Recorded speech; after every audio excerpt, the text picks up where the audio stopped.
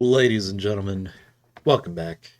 It has been a long, long time since I've done anything on YouTube. A lot of life changes, uh, but nothing too crazy. Just you know, moving and job stuff. I think the last time I did a video of any kind, it was like the pandemic. So I've been away because I don't have nearly as much free time as I used to. Well, currently I do. But I don't know. That'll probably change. I want to check something real quick. Sorry. Okay, cool. There's sound coming through. But yeah, I I've been bored lately, and I've been kind of wanting to do something fun for myself. So kind of coming back to YouTube, and yeah, I want to play some games. Been bored, so uh, that being said, sorry if you guys hear chickens in the background. There are chickens outside of my new office, but that's all right. Just bear with them. Um, but yeah, uh, we uh, we're gonna be delving into some new games going forward. Well, not new games. Just we're gonna be diving into some other games going forward. I know there's a or I know there's like some of you who want me to go back to StarCraft. I'll do that at some point in the future, but for right now, it's not really that big of a priority for me.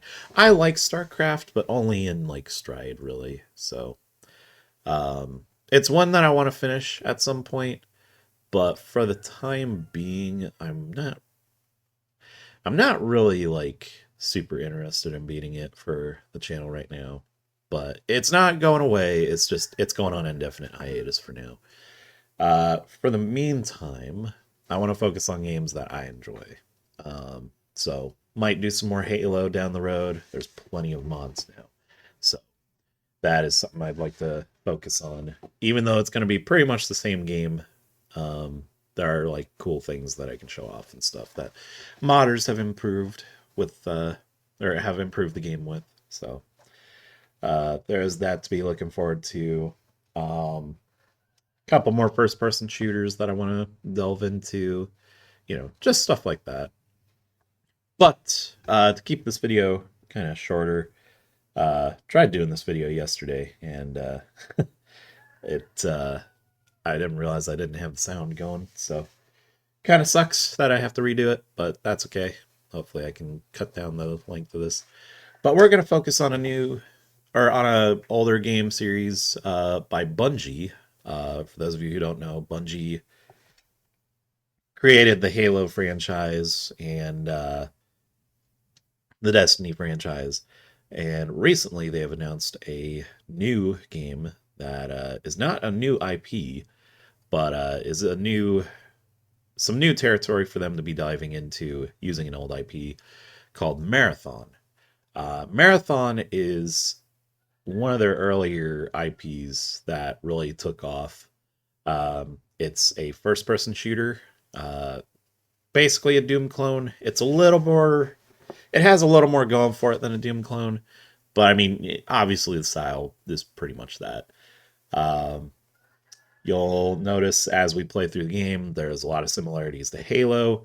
Uh, Halo Combat Evolved originally, I think, was supposed to be Marathon 4. There are 3 games in the series, 4 if you count the new one coming out here in September. Check it out, by the way.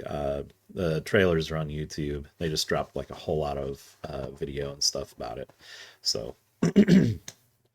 but yeah. Um,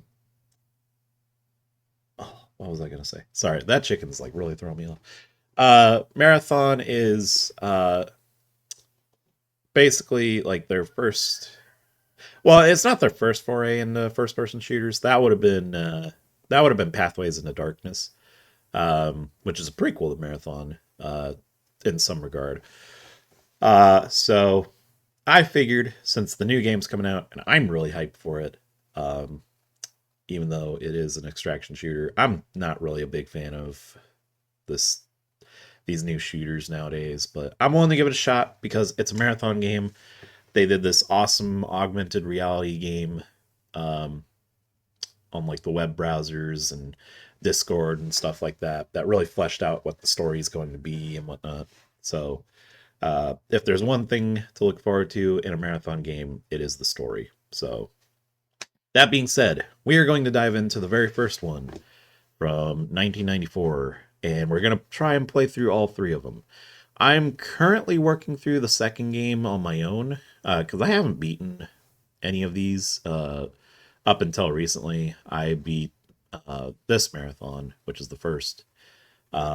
So I'm kind of working my way through the other ones. I've really just kind of looked into the story and stuff, which is what made me a fan. But gameplay-wise, it's fun. It's just, these are kind of puzzle, adventure, first-person shooter type games. So they can be a little bit more challenging to get through. They're very labyrinthian, so lots of exploration. And yeah, storytelling is all done through text, through these computer terminals that you find throughout the game. There'll be the main ones, which will have the main boss that you're following at the time tell you what you need to do and tell you about what's going on and stuff. And then there's little flavor text ones that'll tell you about the expanded universe and stuff. So like, you know, why are we here? What Earth's government is like in this one. You know, what you're floating over and all that. We'll kind of get into it as we go. I'm not going to focus too much on it. I will leave links to some story stuff. I'll also leave links to where you can get Marathon. Though you won't have to look far if you have Steam. It is free on Steam. All three of the classic Marathon games. So Marathon, Marathon 2 Durandal, Marathon Infinity. All three of those are free on Steam. And if you don't want to get them from there, you can also get them through the original website because they've been free for a while. I don't remember the name of the website specifically, but I'll post it in the info or in the description down below. But that's a good place to get them. You can also find a lot of modded campaigns there, or it'll link you to some cool modded campaigns. But yeah, I personally recommend getting them on Steam. That's how I'm playing them right now. Because I like achievements. I think it's kind of cool. Gives you some neat challenges to overcome and allows you to harness your skill. But yes, I highly recommend this game. Super good campaign. Also has network play. So, you know, you can do co-op. You can also do, you know, PvP stuff. It's just a blast. It's kind of hard to find games nowadays because there's not a whole lot of people playing, but there is a community that's still thriving and stuff. So, sorry, got some mad hiccups. Anyway, we're going to go ahead and start from the very beginning. Let's get into it.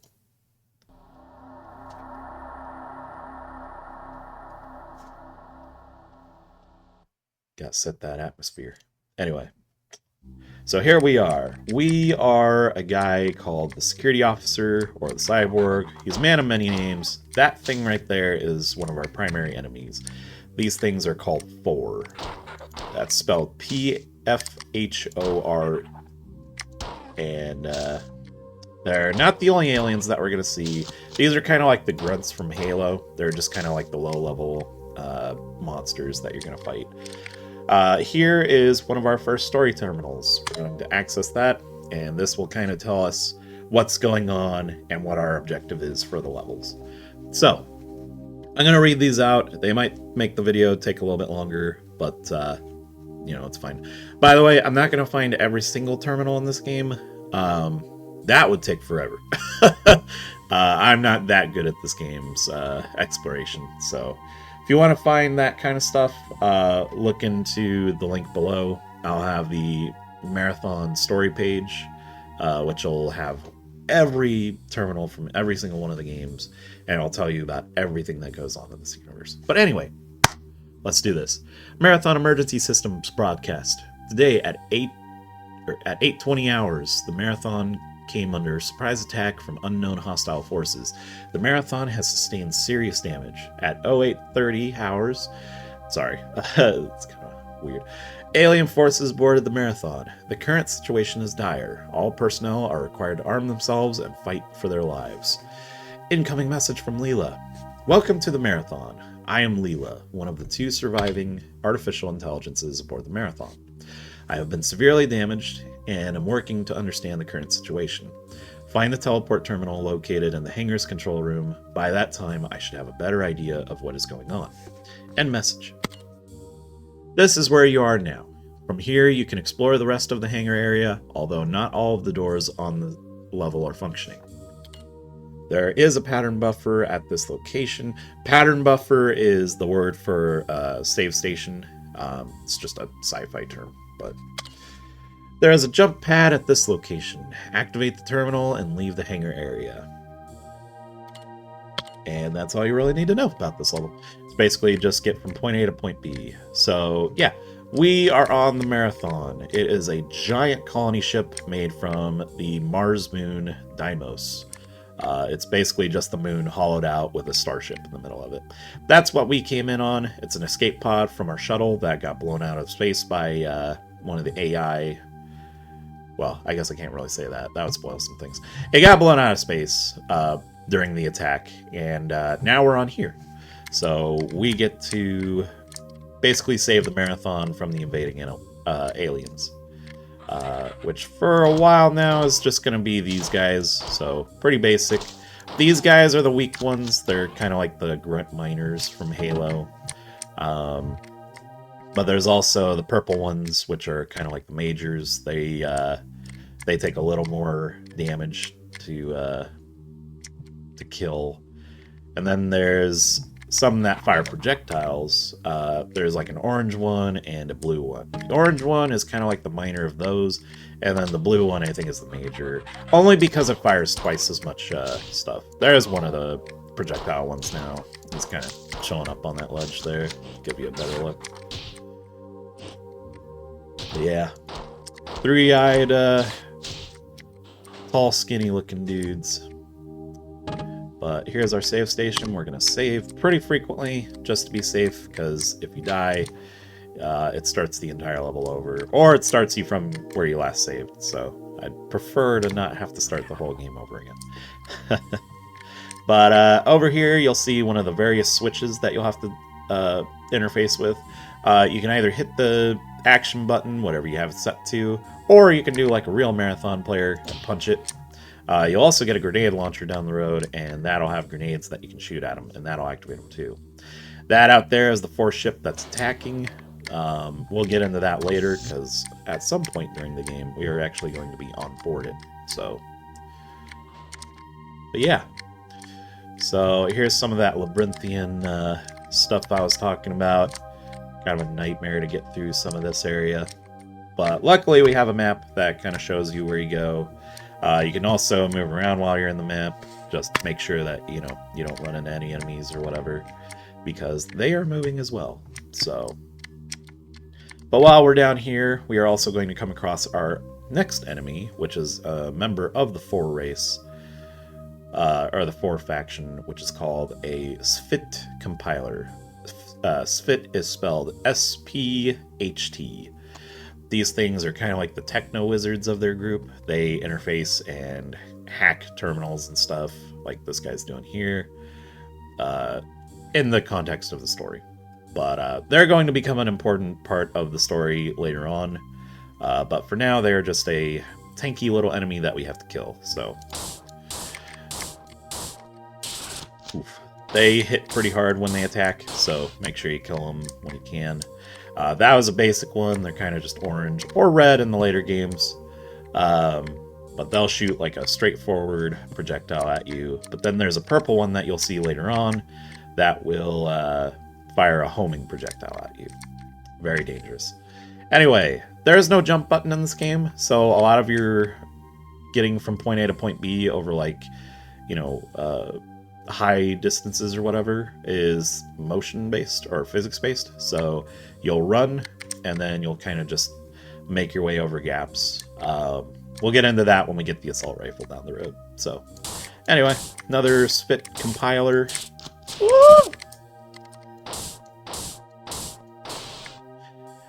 You'll start to notice that these labyrinth areas where it's like really tight are not the best places to fight things. So, anyway, this is an example of like one of the extra terminals that you can find.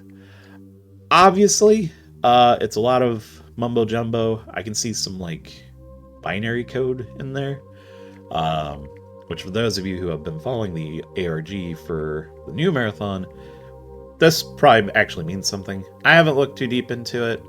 Probably look at the story page for that, but for now, it's basically just random gibberish and stuff. I think it's more so an example terminal to let you know, hey, there's other things to be talked about in these terminals. So for now, we're not going to worry about it. It is going to tell us that we're performing a security breach over here, I guess. So I think so. Yeah. But there's terminals like that all over the game. I think there's one around here that we'll read into that'll have a little more info. We're going to fly over here. And we're going to see if we can get up to... Oh, here's a health station, by the way. These are shield recharge stations. The shields are on your left. They're the red, and then the blue is your oxygen meter. I'm not really going to worry about that too much in this game because it doesn't really matter, only except for like one level. But these things come in 3 flavors. There's the red ones, which are 1 times shield. There's the yellow one, which is a 2 times shield. And then there's the infamous purple ones, which are 3 times shields. Those come way later in the game. Yellow ones come about at the 1/3 mark. So, another compiler. I do like that they kind of fizzle out and like static and stuff. It's a really cool touch. Anyway, here's one that we're going to read. Oh, hold on. I went too far. Page up. There we go. Unauthorized access alarm 2521. Security breached. Bunch of random gibberish. Fire N at 3DC 39. Aspects of the theory are as follows.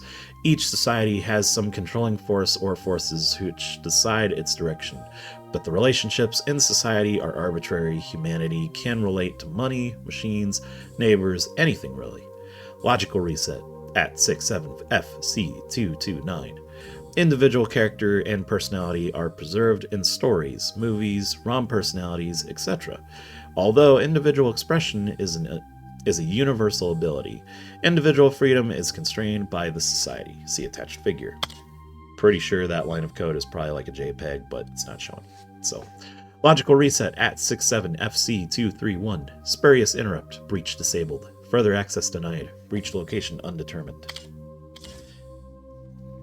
So, a little bit about the story going on in the background. I think this game's overarching narrative is talking about like what it means to be human in such a vast futuristic digital age, because there's a lot of cybernetics going on, and there's a lot of stuff to do with AI.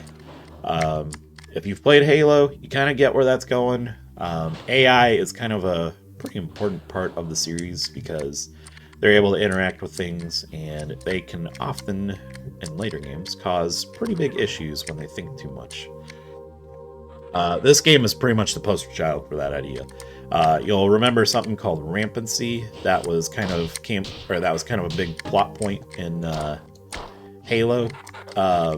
This game is where that came from. So we'll get into that later, though, because that's kind of a plot point for a character we'll meet later on.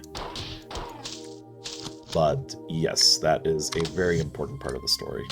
Anyway, we're going to activate that switch. We're going to run through here, kill some more aliens. Going to activate another switch, and that'll open up a door from earlier. This door is locked, as far as I'm aware. Yep. There's an alien over here. You don't have to kill all the aliens, but obviously, it's just more practice for shooting, so... Here's our exit terminal, though, for the first level. Incoming message from Leela. All of the information that I have gathered so far indicates that the alien invasion of the Marathon has been relatively uncoordinated. I suspect that this is partially due to the Marathon's large large size. However disorderly the alien invasion is, their assault of the computer net has been extremely effective. I detect security breaches in almost every computer system on board the Marathon. I've learned that there is an alien creature that is capable of interfacing with our systems. She's talking about the SFIT compilers that we saw earlier. You must kill any of these creatures that you find. It is a priority that we stop them. Even now, they are penetrating my defenses. Teleport now. End message. Jump pad activation initiation start. Transport room ready. And that is the first level. Now we're on to a slightly bigger level. Got more aliens to kill. I believe this level is called Bigger Guns Are Nearby. You'll see that when you open up your map. At the top. Yep, Bigger Guns Nearby. So, pretty straightforward idea of what we're going to be doing here. But let's ask Leela first. Alright. Incoming message from Leela. I am now in contact with a number of colonists planetside. The planet being this planet called Tau Ceti 4. It's a planet that the Marathon was sent to colonize, essentially. We'll get into that later, because that's a lot of dialogue. But the reports on the situation below are conflicting and obviously exaggerated. The primary medium-range radio antenna has been disabled or destroyed, which makes communication extremely difficult. The only thing which seems clear is that the spaceport was obliterated by low-yield nuclear weapons minutes after the attack on the Marathon began. This I can verify through my own optical instruments. By the way, if you look at the new Marathon's videos, there is a short story video that they published toward the end of their presentation the other day that shows that event happening. So, worth a watch. The invaders seem to be more interested in the Marathon than the colony, at least in the short term. The motives behind their unprovoked attack are still unknown, however. This is the computer terminal you are using now. I cannot teleport you out of this section from here, so you will have to leave from another terminal after you find the assault rifle. There is an M75 assault rifle grenade launcher and ammunition at this location. When firing on the fully automatic setting, this weapon is highly inaccurate, but the grenades hit hard, and it's the best we can do right now. Ammunition may be scarce for a while, so be prepared to fall back on your pistol. Here is the terminal you must reach and leave. You must reach to leave this section. Alien infiltration of this area is high. Proceed with caution. You may find doors blocked or stairways retracted on the way. Because the AI is in control of these functions... because the AI in control of these functions is disabled and behaving erratically. End of message. So, again, another point A to point B one with a little bit of a side objective. You don't have to pick up the rifle as far as I'm aware. But obviously, kind of a good idea to pick it up. We'll figure out how to get up there here soon. But yeah, so pretty much the same thing as the last mission. Just get from point A to point B without getting killed. It's here you're going to see some slightly higher level enemies. So this is one of those purple ones I was talking about. Not much of a big deal. They're pretty easy to kill. This is another type of button that you can press. I'm only going to do this once. If you have epilepsy, please look away because there are some flashing lights here and there. But yeah, these switches are another one that you can hit, with the punch or shoot with a grenade. I can actually show that off real quick. But yeah, if you have epilepsy, I recommend looking away for a little bit. So that turned the lights off, and then when you turn it back on, they kind of blink for a minute. I'm going to leave the area, but you get the idea. It's basically just another switch that you'll come into contact with as you progress through the game. And we now have access to the assault rifle. Super nice at close range, but like Leela said, it's very ineffective when you hold down the button because of just its accuracy. Even when you do short controlled bursts, it's very inaccurate. But the grenades are a very important part of it, so definitely keep that in mind. because that definitely helps out with puzzles. That room that we were in earlier, we have a switch over here. That activates a stairway. That's where the puzzle elements kind of come into play. There are some rooms that are going to have multiple switches for individual steps that you're going to have to access later on. Yeah, those are not very fun puzzles, but they are what they are. As you can see, there's a little alcove up there that we can get into. We just got to figure out how. So this is where some of the movement stuff comes into play, or physics stuff comes into play here. We can do this little thing called grenade jumping, which will allow us to rocket ourselves into that section up there, if I do it right. I am pretty bad at this, so... Yep, I overshot it. I need a health station before I do that again. Luckily, they put one over here. I think they kind of had an idea of what players were going to do. We don't have a whole lot of grenades to use with this, unless we get up there. Then we can get some more. Those chickens are really going off today. But yeah, we're going to try this again. Oh, maybe not. Maybe not. Ugh! I want those grenades. You know what? We'll do that in another level. That would have showed off some of the invisibles that we're going to come across. And yes, much like Halo, there are invisible enemies as well. Their camouflage does not really go out, and it's a little bit harder to see because it's a lot darker in this game. But you will see them at some point. But we're going to go ahead and move on. I'll show some of that rocket jumping in a later level, because there is one that we're going to do for a very special terminal that is a little more story-based. There's also power-ups in this game. I'm not going to go for that. I want to, but I can't figure out how to rocket jump up there, or grenade jump up there. But I believe that gives you, like, night vision, essentially. So, kind of useless as it is.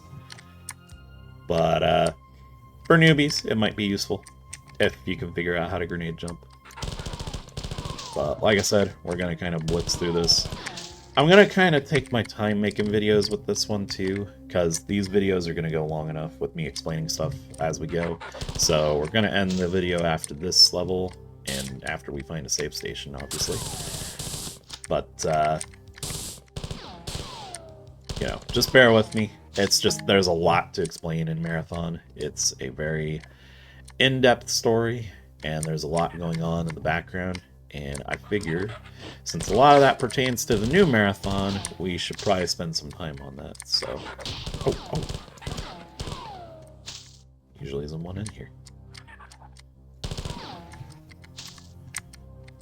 I can't go back for health either. I think we'll be fine though, but there is there's an ambush coming up, so be very careful.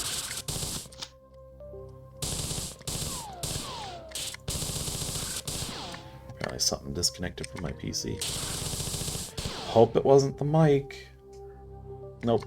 Looks fine. Oh, we got projectiles.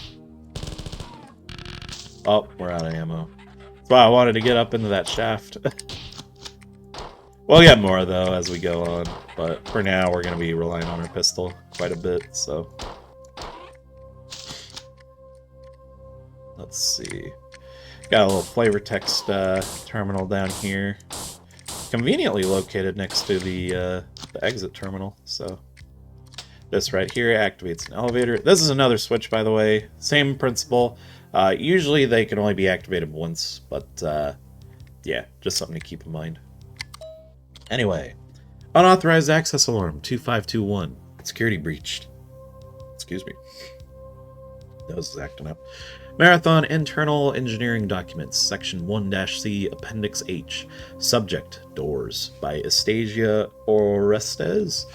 Pardon me if I mispronounce some of these. Dominic I. Placker and Ursa Simbalzi. Date 24/02/03/23/1642. That's a lot of numbers. There are 5 basic door designs to be used on the Marathon. 1 being outer bulkhead doors, number 2 being airlock doors, 3 being inner bulkhead doors, 4 is tertiary, and tertiary or inner sealed non-vacuum safe doors, and 5 finally being quaternary or inner powered automatic opening doors. Direct control of all doors except the tertiary and quaternary doors will be given to Durandal, with indirect control of all other doors going to Durandal. The interference between direct and indirect control primarily has to do with the manner of opening the doors. Durandal will only open a directly controlled door when he is specifically asked to do so. Indirectly controlled doors are automatically controlled by Durandal to open when needed. However, due to the expense involved with adding thermal and visual spectrum sensors to the tertiary and quaternary door groups, these doors will be minimally used. The expected savings of not using this extra sensory input is estimated to be 57% of the base cost of the basic inner bulkhead door. A lot of corporate talk. That's going to play a pretty big role, I'm pretty sure, in the new Marathon game, but kind of goes into the mindset of the people that came up with, the Marathon ship, essentially. We'll get into that later.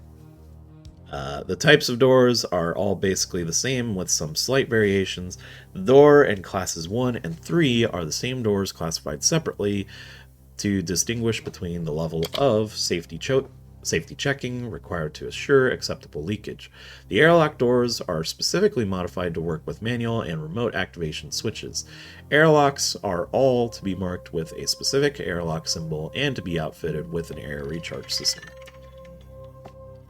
Hold on a sec. I am apparently getting a phone call. Okay, I do apologize for that. That was a bit of a call in the middle of all these things. Anyway, let's get back to it. Where were we? Tertiary... Actually, I guess I'll just start from the top. Airlocks are all to be marked with a specific airlock symbol and to be outfitted with an air recharge system. The tertiary and quaternary doors are designed exactly as the bulkhead doors, but are checked coarsely for air leakage. This article, as well as Article 530-F and 532-G on windows and elevators, respectively, will be placed for public access in the Marathon Internal Engineering Documents, Section 1-C, Appendix H. Spurious interrupt. Breach disabled. Further access denied.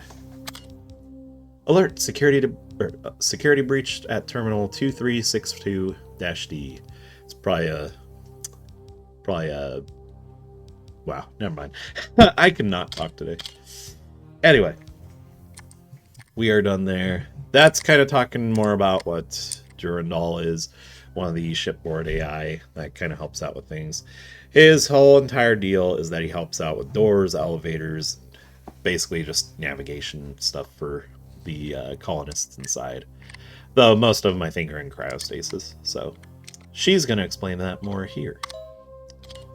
Incoming message from Leela. The Marathon's automated defenses were disabled during the initial attack by a directed magnetic pulse. The aliens used the same weapon to disable the Marathon's other two AIs, Durandal and Tycho, and to severely damage myself. Durandal is responsible for controlling the ship's autonomous functions: doors, life support, kitchens, air reprocessors, stairs, and so on. Because he is non-functional, I am working to assume as many of these tasks as possible. Tycho controls the science and engineering network. Now that you are better armed, our first priority is to reactivate the Marathon's defenses under my control so that we may offer some resistance to the aliens. I have built 3 replacement circuit boards for the defense systems, but cannot move them from the manufacturing center without assistance. I will now teleport you to retrieve the replacement parts, and will give you further instructions when you arrive. End message. Jump pad activation initiation start. Should be activation sequence. Transport runway. It's just such a mouthful right there. Anyway, luckily for us, we have a save terminal right here. Some levels aren't going to be that forthcoming, unfortunately, but it is what it is. But we'll get back to that next time. Yeah. Sorry again about the little delay in the middle there. I'm going to have to cut that out in post-processing. But yeah, I think I'm gonna call it there. This video is pretty dang long, especially for a first-person shooter from the 90s. But like I said, half of this game's intrigue for me is storytelling. Uh, Pretty much the same thing as Halo. The only difference here is you have to read the story as opposed to get told it with voice acting and stuff. It's fine. It definitely makes it feel more Y2K ish, I guess. I don't know. But yeah, like I said, super fun game. It's free, so give it a shot, especially if you're looking to get into the new marathon game. It again, I've probably said this before. It's an extraction shooter, so definitely not like the marathon that you just watched, but still worth a look. See, I feel because again, the story, if it's anything like these marathon games, is going to be a blast. Uh, Gameplay wise, I kind of still wish it was something a little bit different, but it's fine. I'm willing to give it a shot because at least it looks fun. But I'll leave that to you or for you to decide whether you go for it or not. Unfortunately, that new one is not going to be free, but that's okay. I personally don't really have a problem if I have to pay for a game or not. It's nice enough that they gave us Marathon 1 through 3 for free as it is. So, that being said, you guys have a fantastic day, night, wherever you may be. Stay safe, and I'll see you guys next time.